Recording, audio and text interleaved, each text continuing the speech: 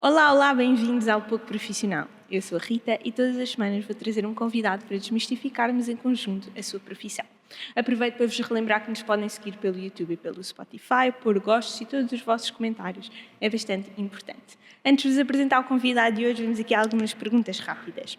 Qual é que é o teu job title? Controller. Qual é que é o indicador financeiro que tem menos informação, mas que todos os CFOs nos pedem para aparecer nos relatórios? Perguntas difíceis já para começar. Se calhar dados de há muito tempo. Por exemplo, nós passámos a pandemia e ainda vemos indicadores do período da pandemia que não são completamente verdade. Sentes alguma pressão ou responsabilidades nos números que apresentas a um diretor financeiro? Sim, claro, bastante. Já vamos ter que depois ir aí perceber o que é que isso significa. Ora, diz-me uma profissão que não sabes, na prática, o que é que essa pessoa faz. Por exemplo, não sei o que é que uma pessoa licenciada em Ciências Biomédicas faz. Tens que ver o episódio. Vou pôr aqui o episódio. Mas eu sei que já fizeste. Numa palavra, trabalhar com dinheiro é... O dinheiro que não é o nosso é desafiante. Há mais de 10 anos atrás, inscrevi-me numa licenciatura nesta mesma faculdade. E bastou um semestre para eu perceber que eu não queria fazer o que o meu convidado hoje faz. Porém, quando eu me inscrevi, achei que era exatamente isso que eu ia estar a fazer. Mas, graças a Deus, nem todos sentiram o mesmo. E, portanto, hoje convido-vos a perceber o que é que um controller, ou controle de gestão, faz numa organização. Bem-vinda, Lisa! Obrigada, Rita! Fiquei muito contente com o convite. Não, quer dizer, eu tirei finanças aqui. Primeiro semestre ainda foi, fico aqui ou mudo para outra licenciatura? Depois, como gostei da minha turma e, como tu sabes, aquele primeiro ano era praticamente igual entre todas, fui ficando. Depois percebi que era só o pior dos dois mundos. Tinha as piores cadeiras de economia e as piores cadeiras de gestão. Mas tirando isso, depois correu bem. É verdade, e já vamos aí, porque eu acredito mesmo que é, porque eu também estava indecisa se mudava ou não, e depois percebi, mas vou para quê? Para finanças, que ainda é pior. Mas olha, vamos começar de uma forma mais fácil, que é, explica, como se eu fosse uma criança de 10 anos, aquilo que tu fazes. Eu vejo, com a mesada que tu tens e com todas as coisas que queres comprar, com quanto é que ficas no final da tua mesada, ou seja, no final do mês, com quanto é que tu ficas depois dos teus pais te darem a mesada e todas as compras que tu fazes durante o mês. O dinheirinho cá vou dar para o gelado. E com o dinheirinho cá vou dar para o gelado, e se esse dinheirinho pode ficar guardado ou se o deves colocar noutro sítio para teres ainda mais dinheirinho desse gelado. Tu vieste aqui para o ISEG, no qual eu agradeço desde já podermos gravar mais uma vez nestas instalações, e tiraste o curso de Finanças. Quando tu tinhas 18 anos, porquê é que tomaste essa decisão? Não deveria dizer, mas o ISEG não era a minha primeira opção. Mas ainda bem que cá entrei. Tenho que voltar um bocadinho atrás, porque quando escolhemos no 10º ano a área para onde queremos ir, tinha ido para Ciências. Depois, passado um período, fui para a Economia. Então, fechei ali um bocadinho algumas portas. E depois, quando acabei o 12º ano, vi das faculdades. Era Gestão de Informação, na Nova, e aqui o ISEG. Ao ISEG candidatei-me para aí às 3. E entrei em Finanças. Porquê é que eu vim para aqui? Eu acho que naquela altura não era porque eu tinha o sonho de ser alguma coisa, ou porque tinha o objetivo de ser alguma coisa, mas mais por, ok, é bom, acho que pode ser uma boa licenciatura, vamos experimentar. Mas também nunca tive muito nem pressão social, nem dos meus pais para, ok, o sítio onde entrares é o sítio onde tens de ficar. Eu estava um bocadinho de, vamos ver o que é. O que é que isto leva, sim. Exato. Mas houve alguma coisa durante esta escolha que te levou a finanças em si, e aqui se calhar não tanto finanças, mas finanças, economia, gestão, ou seja, um mundo mais voltado para a economia, ou foi só porque abre portas? Na altura já tinha alguma tendência a gostar de política e mais de indicadores macroeconómicos, sem perceber muito bem na altura que era isso que eu estava a gostar. Mas se calhar também me levou a que a decisão fosse mais no caminho das economias, finanças, por aí, para perceber também aquilo que era dito no telejornal e que ninguém percebia, tentar perceber o que é que estavam a dizer alguns conceitos, mesmo ao dia de hoje.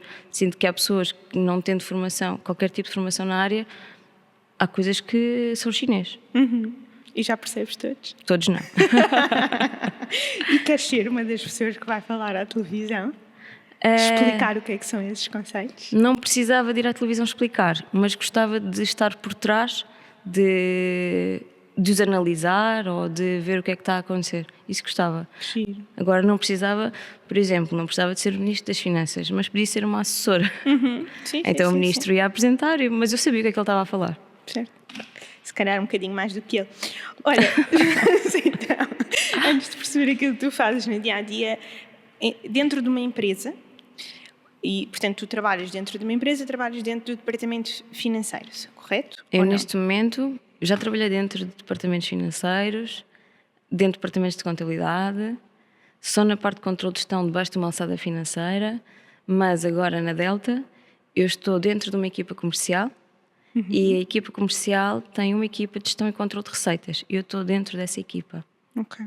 Não reporto diretamente a uma direção financeira, mas a minha chefia é financeiro. Então, mas tu já ao longo destes anos passaste por muitas empresas, até de setores bastante diferentes uns dos outros, como estavas a dizer, até de departamentos diferentes. Mas qual é que é a importância de um controller? Há uma forma de dizer controller em português? Controle de gestão. Controle de gestão. Ok, vamos dizer controller, desculpem, está bem? Mas controle de gestão. Controle de gestão é capaz. Na minha função, controle de gestão encaixa, mas também pode ser mais virado para o financeiro. Pois. Mas como eu estou mais ligado ao negócio, controle de gestão faz sentido. Vamos dizer controller. É Qual isso. é que é a importância de um controller, aqui generalizando, dentro de uma organização? Eu acho que é muito importante, não só por ser aquilo que eu faço, mas porque era como se não houvesse alguém que dissesse estamos a navegar no sentido certo ou não estamos, era como navegar sem rumo. Se não percebêssemos que, ok, para ali é o caminho e para ali vamos bem, com aquilo que temos ao dia de hoje, e tomar decisão com base nisso. Se não houvesse um controller era como, ok, alguém diz esquerda, o outro diz direita porque acha que a direita é mais bonita e o outro diz esquerda porque acha que leva a melhores caminhos. Ali um controller acaba por direcionar no caminho certo, com base nos dados que tem. Com base em dados, portanto são os dados que acabam por orientar Sim. os teus relatórios e também as tuas indicações. Mas sem dados é muito difícil, quando estás numa organização que não há dados ou que os dados estão mal organizados, é muito difícil o trabalho de um controller. Eu tenho uma questão sobre isso e já vamos lá, vamos só dar um passo atrás no sentido das pessoas que não trabalham em empresas e nem sequer são empresários, no sentido de ter um mini negócio ou assim. Vamos tentar só explicar o que é o teu trabalho de uma forma simples. Portanto, como se estivéssemos a ver o telejornal. Ok. E muitas das pessoas não percebem o que são aqueles KPIs que aparecem, aqueles indicadores e por aí diante, e, portanto, vamos tentar simplificar. E, portanto, imaginando que trabalhas num departamento financeiro, que não é o caso, atenção, mas isto para generalizar numa empresa, existem várias pessoas, umas pessoas que tratam só de faturação, pessoas que fazem pura contabilidade, e depois temos um controller, ou quem faz o controle de gestão, que vai fazer exatamente o quê? O que é que ele vai pegar em que dados? Na faturação, portanto naquilo que a pessoa vende, vai pegar nos dados dos gastos da empresa. Que dados são estes que um controller tem que trabalhar? Como tu disseste, há pessoas muito específicas ou mais especializadas em determinadas áreas, até os dados existirem para depois um controller poder trabalhá-los. Depois de haver todos esses dados, da minha parte compete-me quase compilar tudo e perceber qual é que é o estado da nação. Perceber da parte da faturação o que é que faturamos, da parte da contabilidade quais são os nossos custos, custos do produto. Como eu estou mais ligada ao negócio, será mais custos do produto, senão os custos com o pessoal e tudo mais. E depois perceber se, lá está, estamos a caminhar no sentido certo, se a nossa faturação está bem para aquilo que nós achamos que é aquilo que deveria estar, aquilo que é o nosso objetivo. E também a parte dos custos tem que ser controlada, não é só faturar muito, mas também perceber se os nossos custos estão de acordo com aquilo que é o expectável, porque se vamos a faturar bem, mas também se os nossos custos estiverem muito mais elevados do que aquilo que nós gostaríamos, também não estamos no sentido certo. Quanto é que a fábrica nos está a faturar, quanto é que nos custa o café por si só, o grão do café, que tem atingido máximos históricos, ou seja, é mais relacionado com o custo do produto, não tanto com devemos vender mais disto ou mais daquilo, mas também é feita essa análise, mas não é por mim. Então vamos um bocadinho na prática àquilo que tu fazes no dia a dia. Se é que não sei se consegues defini-lo num dia ou numa semana. O que é que tu fazes? Quais é que são as tuas tarefas na prática? Tenho tarefas rotineiras e tenho tarefas que na empresa onde estou agora me permite um bocadinho explorar aquilo que tenho e ferramentas que tenho ao meu dispor para criar coisas novas. E às vezes gosto muito de pintar de cor-de-rosa aquilo que eu faço, mas em qualquer empresa por onde passei há sempre tarefas rotineiras, tarefas mais chatas, e acho que é um bocadinho transversal a todas as pessoas que eu conheço dentro mais ou menos da mesma área, mas que nem sempre se fala do assunto. Há sempre tarefas um bocadinho mais chatas. Que tem que ser feitas. Se eu conseguir compilar assim numa semana ou 2 semanas aquilo que eu faço, eu todos os dias tenho de enviar aquilo que nós chamamos o ficheiro diário para, se calhar, uns 90 destinatários, em que tem lá qual é que é o nosso valor de faturação por produto, por cliente, à data do mês anterior, no ano anterior à data, aquilo que é o nosso objetivo para o semestre, aquilo que é o ano passado fechado, e isso é só a faturação, e é o que vai todos os dias, que sai todos os dias do meu e-mail para uma série de pessoas, para percebermos como é que estamos, porque dentro da minha organização há pessoas que são responsáveis por uma marca, pessoas que são responsáveis por enquanto há alguém responsável pelos vinhos, há outra pessoa responsável pelos chás, e aquilo tem que ser muito específico, e isso é um dos reportes diários que faço. Outro importante também, porque na área onde eu estou a venda de cápsulas é muito importante, também envio um ficheiro com as vendas de cápsulas semanais do ano passado e deste ano.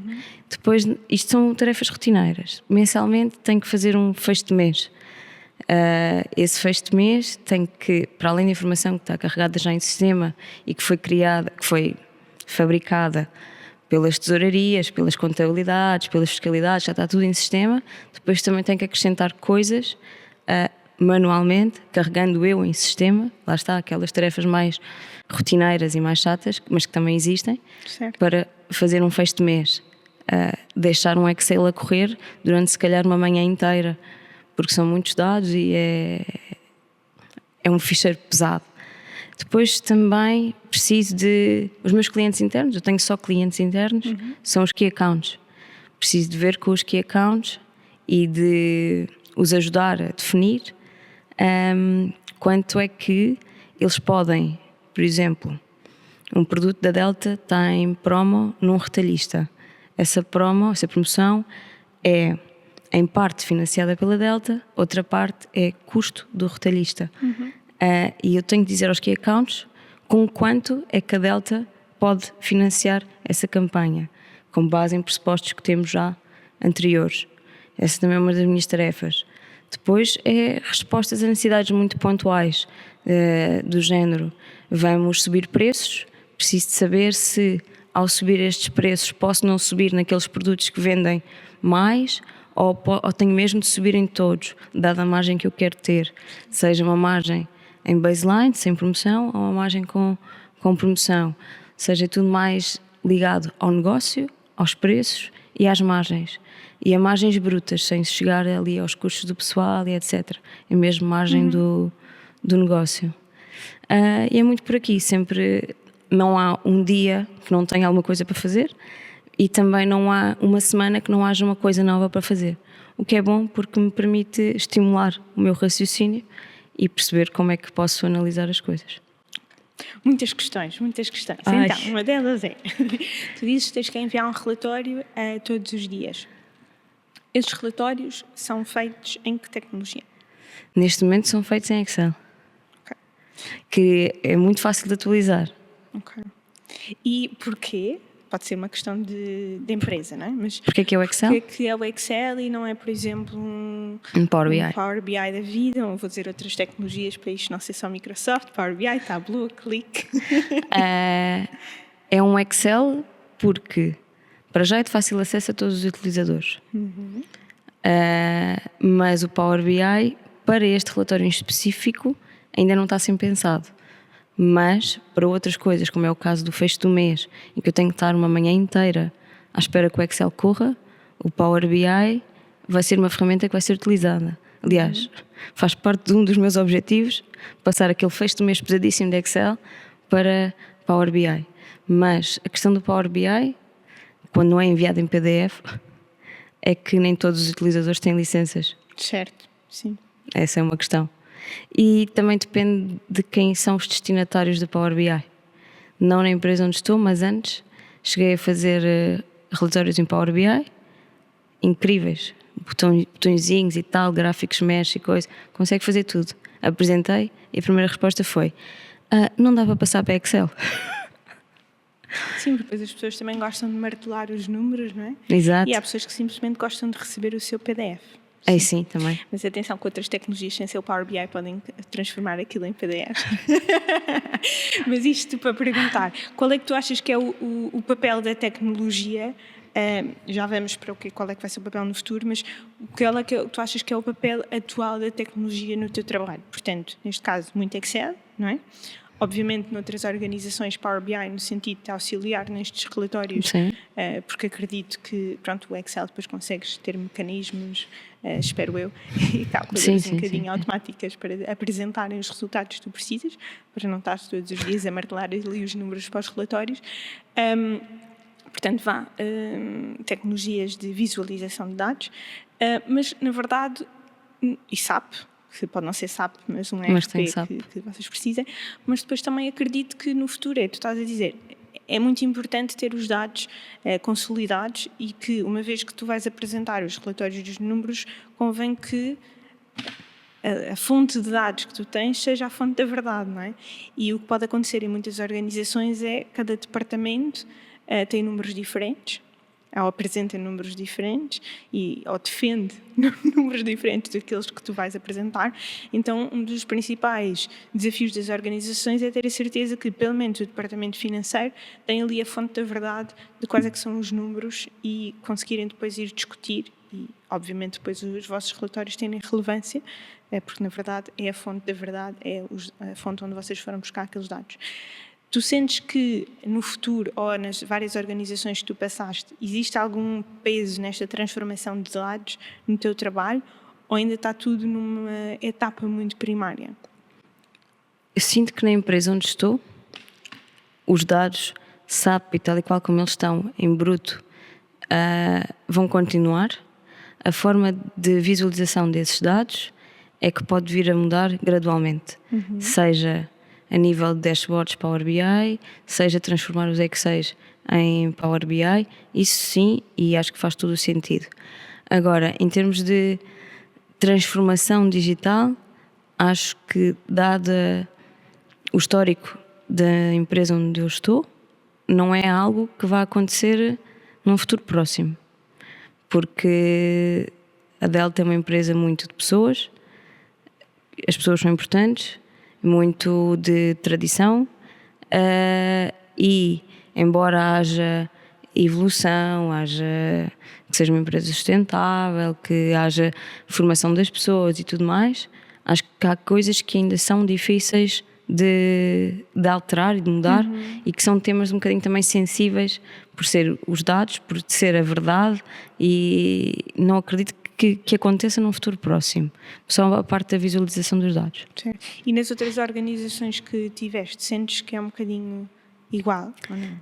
As organizações por onde passei têm todas dados muito pesados, ou seja, são empresas que querem ver dados de há muito tempo, com muito detalhe, e em nenhuma delas eu assisti a uma vontade de transformar isso em algo diferente. Estão os dados em bruto.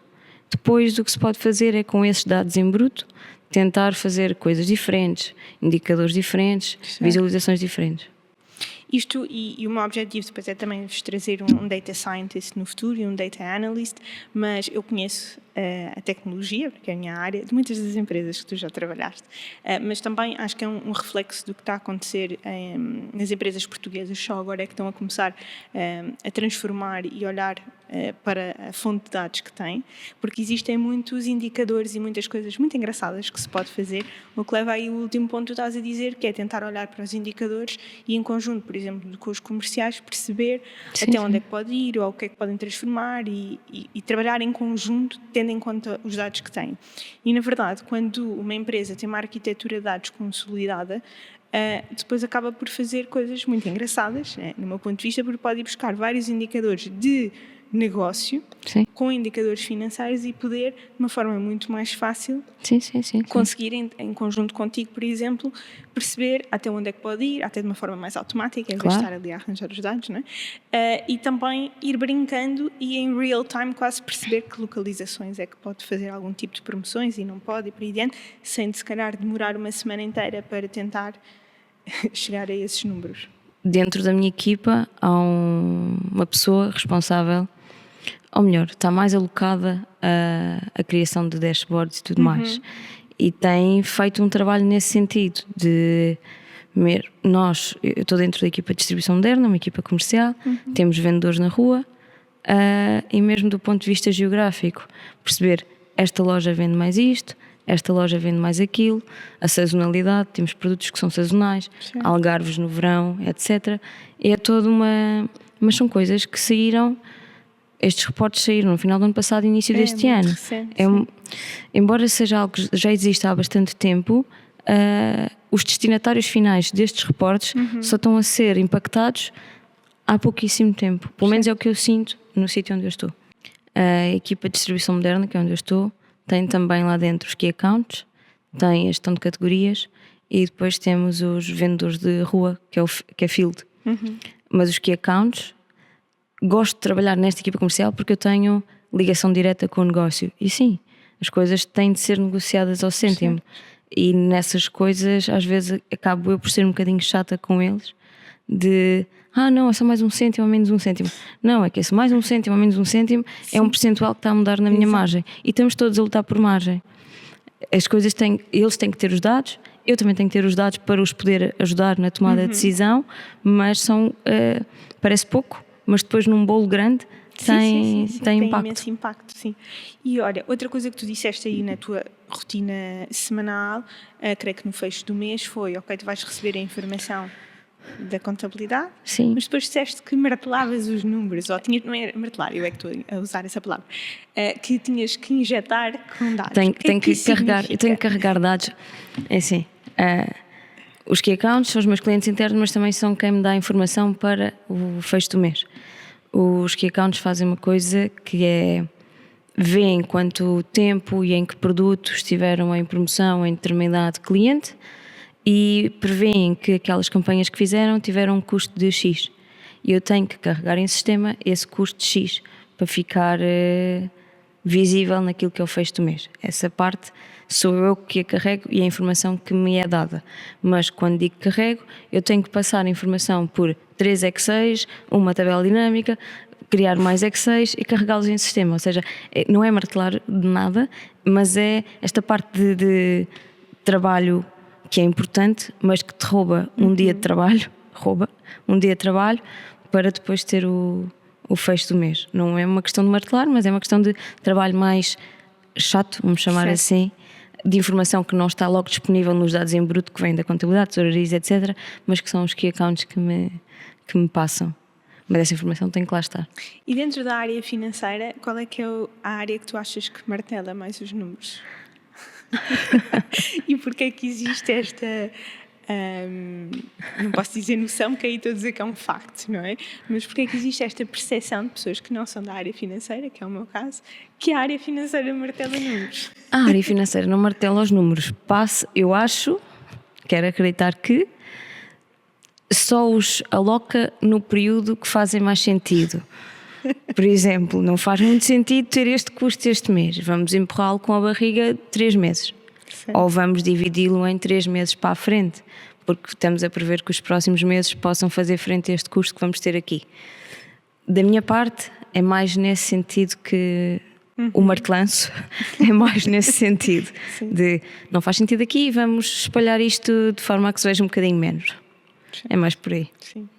E olha, eu perguntei a algumas pessoas da tua área financeira no geral, qual é que era, não na opinião deles, ou seja, na opinião deles, mas não o que eles achavam sobre a tua profissão, mas o que é que eles achavam, qual era a opinião que a organização no geral tinha sobre pessoas que fazem aquilo que tu fazes. E aquilo que eles me disseram foi, esses são os chatos das organizações, porque basicamente vão desmascarar, digamos assim, os números que o negócio apresenta. Neste caso, tu trabalhas em conjunto também com o negócio, não é? Mas é no sentido de, por exemplo, temos uma área de negócio a dizer eu cresci isto, eu faturei isto, eu fiz não sei o quê, e chega a Liz e diz assim, foi. Não é isso que o meu relatório diz. Às vezes é um bocadinho... Sim, somos chatos, é verdade. Mas também somos úteis, ok? Porque se não dermos os dados também não sabem às quantas andam, não é? Mas somos chatos. Olha, aquilo que eu te estava a dizer, é só 1 cêntimo, é só menos 1 cêntimo. Não, isto é impacto, calma, não é só por ser 1 cêntimo. E depois é essa parte de estamos a crescer imenso em tudo. E eu, estamos, então, mas onde é que foste buscar isso? É mais neste sentido que, se os números não mostram aquilo que são as expectativas, os números estão mal, as expectativas estão bem. Exato. As expectativas estão sempre bem, os números é que há qualquer coisa que está errado. A parte mais chata, ou a parte mais complicada da minha função é explicar que efetivamente os números estão certos. E também depois a parte da responsabilidade pelos números que produzo, que é ter a certeza que, mesmo não sendo assim tão positivos como se esperava, que os meus números estão efetivamente certos. Porque imagina que eu cometi um erro qualquer e os meus números afinal não estão certos. Aí a responsabilidade da função pesa um bocado. E quem encara a profissão como algo importante acaba por afetar também a tua autoestima profissional, porque se erras num número que é importante e que muita gente vai ver, mas também se está ok, trabalho incrível. Certo. Isso significa o quê? Tens que verificar 10.000 vezes aquilo que estás a fazer para ter a certeza que está correto? Como é que tu sentes essa pressão associada? A responsabilidade sinto-a sempre. E depois também depende um bocadinho do destinatário. Imagina que o destinatário da informação é só a minha colega do lado. Okay, se eu vir que aquilo está errado, olha, isto que eu enviei não está certo, vou-te enviar bem. Agora, se é o CEO, se é o meu chefe, se é o chefe do meu chefe, aí a responsabilidade já pesa, porque receber um e-mail do chefe do meu chefe a dizer isto não está ok, eu, Lisa, enquanto profissional, aquilo mexe um bocadinho comigo. Certo. Então, para evitar esses não ok's ou esses mails, tento verificar as coisas várias vezes. No caso do fecho do mês, para ter a certeza que aquilo está ok, tenho muitas verificações, aquilo é em Excel, tenho imensas linhas só com mais e menos para ter a certeza que não há ali, que está tudo a bater certo. Depois normalmente estão a vermelho, antes de enviar o ficheiro meto a linha a branco, que é para ninguém perceber que estão lá as verificações, mas é verificar várias vezes e ter ali um bocadinho de sentido crítico, capacidade analítica, também perceber se aqueles números estão a fazer sentido, que para mim é uma das dificuldades que sinto quando abraço um projeto novo, em termos profissionais. Entro numa empresa que não conheço o negócio e não percebo se aquele número faz sentido ali, se não faz. Certo. Adquirir esse conhecimento, que leva um bocadinho de tempo, para mim é o período mais chato quando abraço um projeto novo, é a capacidade de perceber se aquele número ali está ok ou não está ok. Mas há sempre responsabilidade na função e nos números que envio. E tu sentes que o teu trabalho tem muita pressão ou muito stress? Depende da empresa, depende do negócio e depende da chefia. Porque isto depois depende sempre também da personalidade da própria Claro. pessoa, não é? Mas eu sinto que existem algumas profissões que conseguem, isto fingindo que as pessoas saem às 6 da tarde, mas que chegam às 6 da tarde e conseguem ir para casa e desligar a 100%, e há outras profissões que é um pouco mais difícil. E obviamente isto depois depende sempre também da cultura da empresa e da própria pessoa. Mas tu sentes que no teu cargo em específico se a pessoa conseguir ou seja, tiver isso em si, de conseguir desligar, é um trabalho fácil de chegar às 6 da tarde e quando vai para casa desligar? Ou é daqueles trabalhos que te fica a moer na cabeça durante o fim de semana? Depende, eu volto a dar a mesma resposta. Depende da empresa, depende da chefia e depende do setor de negócio também. Já passei por empresas, por chefias e equipas que não consegui desligar. Porque o volume de trabalho era muito e mesmo que eu não fosse para casa ligar o computador, ia ficar a pensar o que é que ia fazer no dia a seguir. Certo. Na empresa onde estou agora, e ainda bem, consigo chegar às 6, 6h30 e vou para casa e está fechado. Não faço, tenho os deadlines, como toda a gente tem, quero cumpri-los, faço sempre por cumprir. Agora vou gerindo o meu trabalho, não fiz hoje, mas amanhã tenho tempo para fazer. Tenho os meus dias organizados. Certo. Mas depois também depende da altura do mês. Há uma reunião importante de 6 em 6 meses para perceber como é que é o estado da nação ao meio do ano. É uma altura que há mais volume de trabalho. Há um fecho do mês mais importante. É uma altura que há mais volume de trabalho. Se eu preciso, se calhar nesse dia vou ficar até mais tarde ou no dia a seguir vou entrar mais cedo, mas são períodos muito pontuais. Certo. Tenho a sorte de neste momento não levar muito trabalho para casa, nem de levar a cabeça muito cheia de coisas. Ou sítios onde estive antes, acontecia a um ponto de me ficar a sentir mal com isso. E apesar do teu trabalho ser um trabalho com números, a verdade é que, e já partilhaste aqui, envolve pessoas e saber lidar com pessoas. Sim. E acho que isto acaba por ser um pouco rotineiro de se vir em todos os episódios, independentemente se é um trabalho mais comercial, como foi um dos últimos episódios que possam ter visto, ou um trabalho mais até de médico, acaba sempre por bater exatamente a mesma coisa, que é pessoas, pessoas, pessoas. E apesar de tu ser envolvido de números, e neste caso até financeiros, tens que ter, se calhar às vezes, isto depois depende de empresa para empresa, mas conversas bastante desconfortáveis, como estavas a dizer, de acredito que a tua expectativa é que os números estejam a crescer, mas a verdade Sim. não estão. Estas conversas acontecem muito? As conversas acontecem, não acontecem muito e ainda bem, mas acontecem. E mesmo trabalhando com números e maioritariamente com números, eu tenho clientes internos, são pessoas. E essas pessoas socializamos e conversamos e temos que saber lidar uns com os outros também. As conversas acontecendo são chatas de ter, mas depois de tudo esclarecido, de tudo visto com os olhos certos, no fim estamos amigos como antes e vamos almoçar. E está tudo bem. Quando tu foste para esta posição, e já tiveste esta posição em várias empresas, portanto, quando tu iniciaste, tu achavas que era uma posição que tinhas que lidar assim, tanto com as pessoas?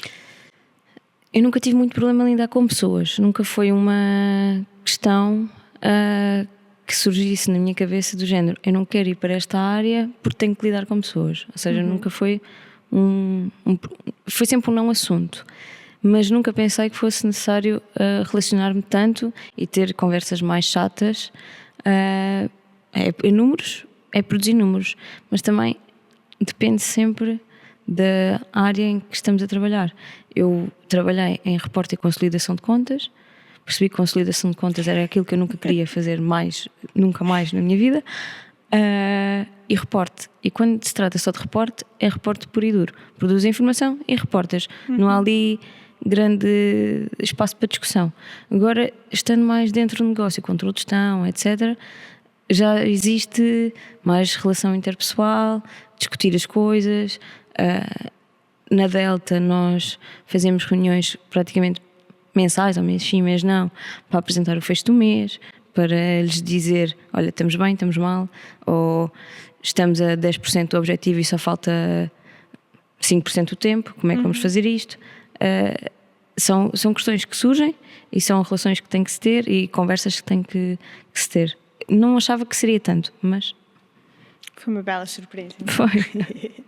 Olha, e se eu for um pequeno empresário, quais é que são os principais indicadores que eu devo ter em mente, mensalmente ou no final do ano, para ter a certeza que o meu negócio está bem encaminhado? Receitas,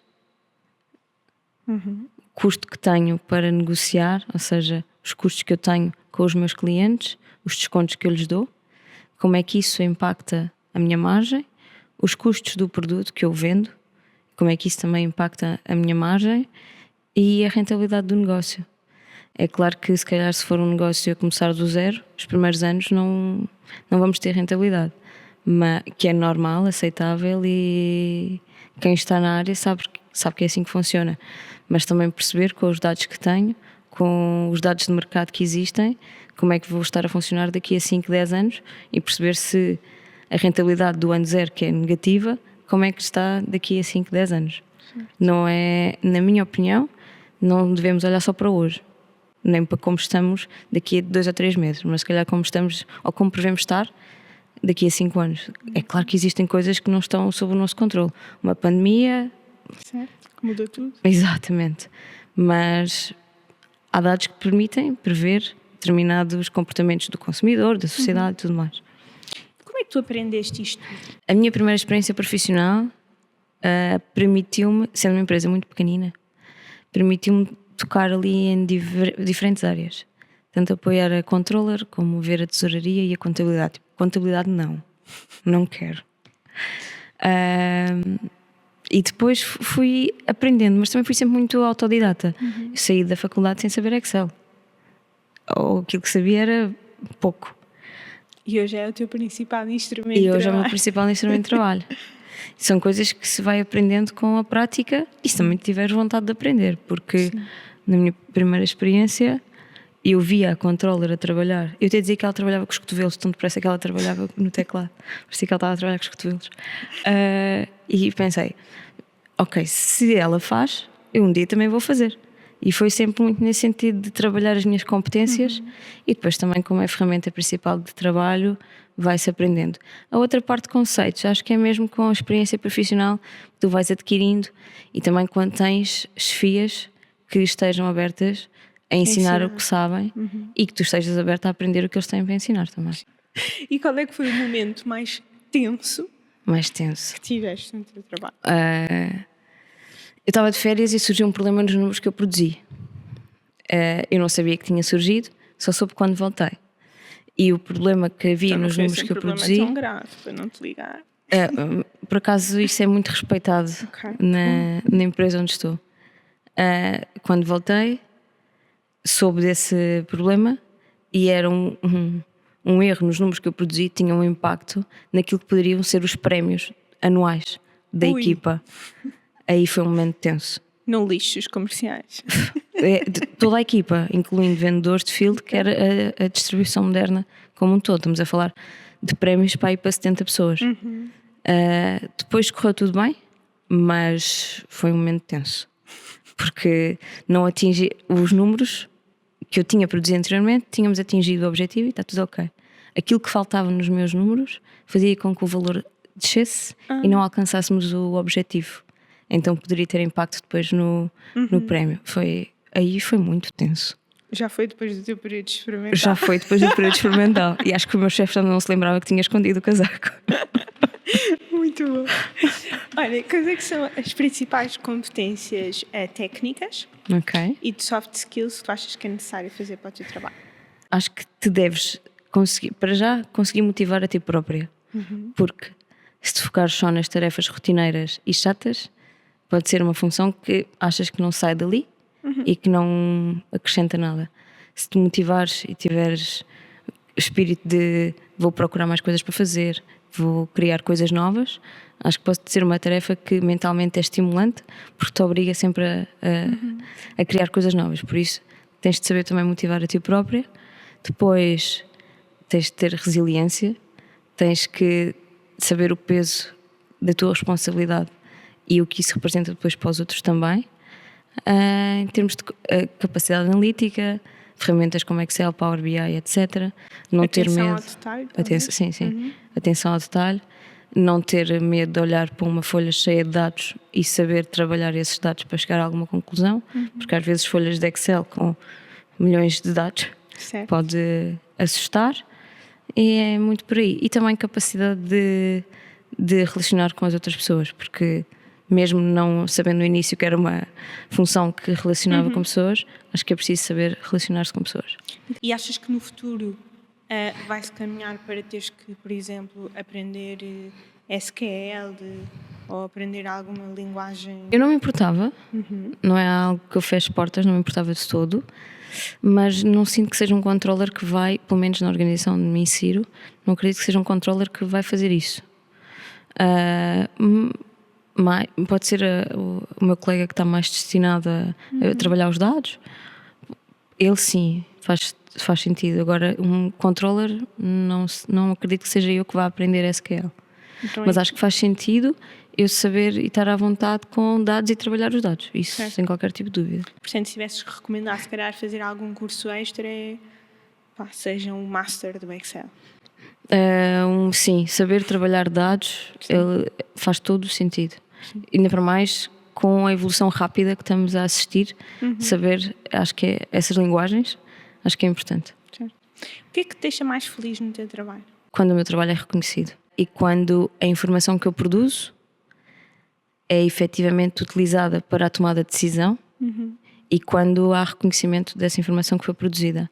E também como estou tão perto do negócio e vejo os preços que foram definidos na equipa nos lineares do retalho, pensar, olha, tive influência aqui nisto. Essa parte é gira. E também é engraçado porque desde trabalho na Delta vou a um supermercado e vejo o linear da Delta um bocadinho desorganizado, vou lá puxar as coisas para a frente, dar um jeitinho para ficar mais bonito e pronto. E digo, tem de ser porque o meu ordenado depende disto. É isso, amor à camisa, amor ao trabalho. E olha, o que é que te deixa mais desanimado? Quando não consigo chegar à conclusão que quero ou quando ainda não tenho o raciocínio assim tão bom ou tão moldado ao negócio que me faça chegar à conclusão que procuram. Uma análise qualquer que me pedem e eu não a consigo fazer sozinha. Isso aí deixa-me um bocadinho mais desanimada. Mas como, ainda bem, tenho um chefe que me pode ensinar e está aberto a ensinar, aí recorro a uma chefia, que acho que também é por isso que servem. Mas deixa-me um bocadinho mais desanimada. Não é que depois aprendi aquela, quando houver outra semelhante já vou conseguir fazer. Mas pronto, é isso. E algum ideal que tenha sido destruído? Que tu tinhas do teu trabalho e que foi destruído? Ainda não. Mas a questão das tarefas rotineiras e chatas achava que se iam diluindo ao longo do tempo e da experiência profissional. E acho que não, porque olho para pessoas mais séniores do que eu, chefes e tudo, que continuam a ter essas tarefas mais rotineiras e chatas. E se calhar pode ser esse aí o ideal que está a ser destruído, não está destruído por completo, que não se diluem ao longo da experiência profissional.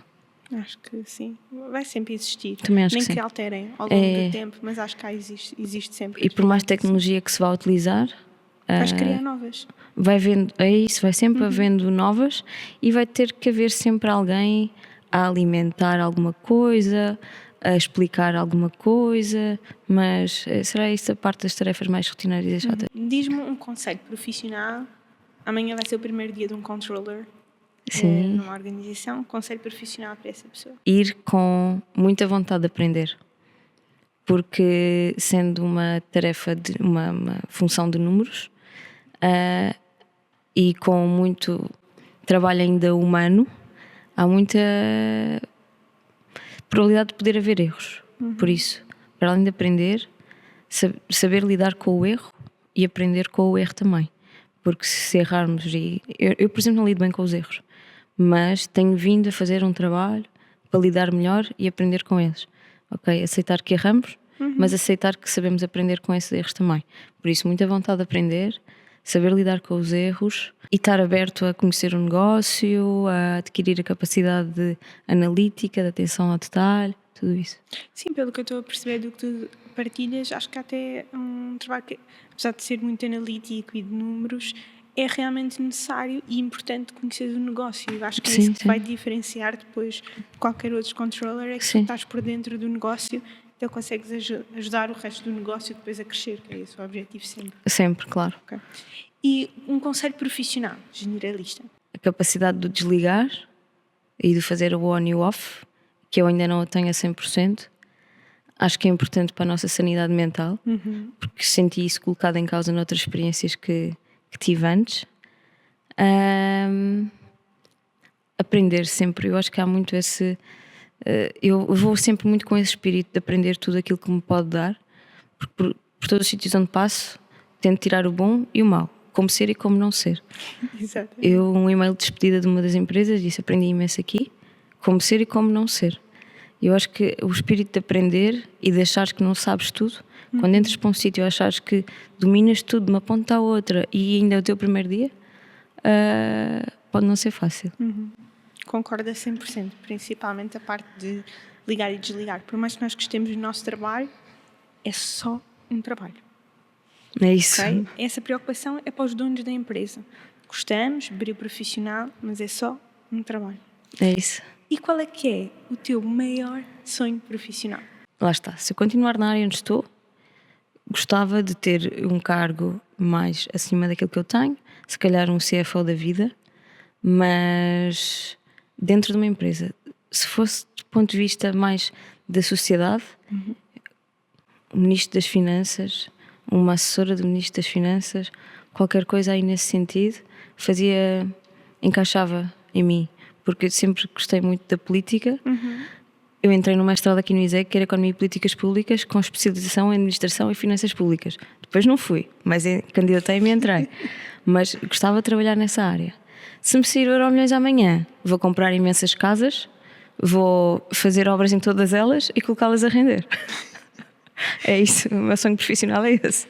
Eu acho que sim, aqui é dar-nos com as pessoas certas para poder chegar ali ao fundo da rua, visto estamos aqui no ISEC. Exato, dá para explicar aqui pela janela. Exato, é só ir a pé, é isso.